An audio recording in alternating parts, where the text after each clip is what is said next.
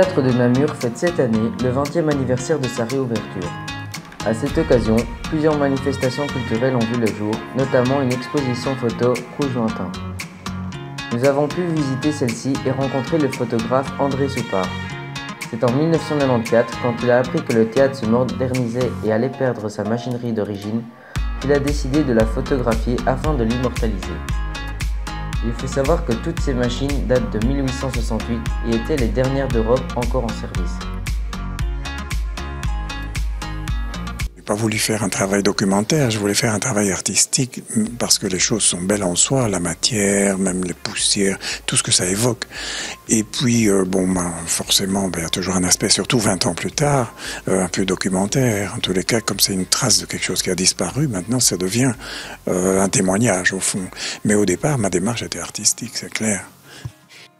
La magie vient aussi du fait que c'était un outil qui ressemblait, d'ailleurs l'histoire raconte, enfin c'est pas l'histoire, c'est la réalité.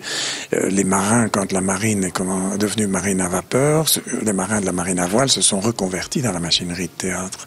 Et donc on retrouve vraiment ces ambiances avec des passerelles, avec des cordages, avec des cabestans, même l'architecture de la coupole qu'on peut voir sur une photo.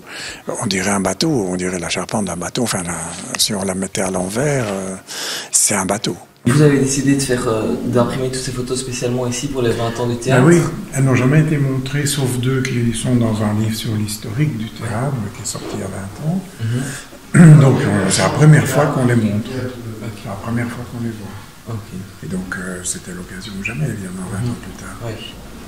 Et comme en plus ça rentre dans les journées du patrimoine, maintenant les gens voient le théâtre, voient la machinerie d'avant, etc.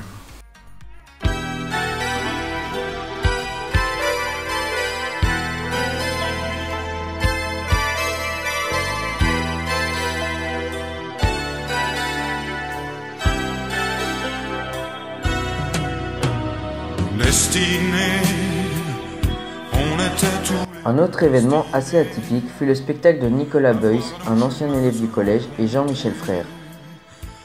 Crooners est une sorte de petit bal perdu, une comédie musicale des villes pour crooners abattus, désabusés mais enthousiastes, et un karaoké à ciel ouvert pour chansons tristes. Ce show se jouait sur la place devant le théâtre. Les spectateurs, assis sur des tabourets de camping, écoutaient des chansons d'antan tout en admirant le jeu cynique des acteurs. Un moment de détente à la fois tendre et comique.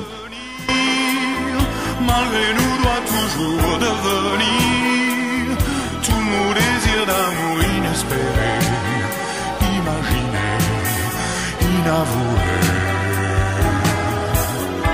Dans la vie, aucun jour n'est pareil, tu t'ennuies, tu attends le soleil impatiemment, éperdument, passionnément.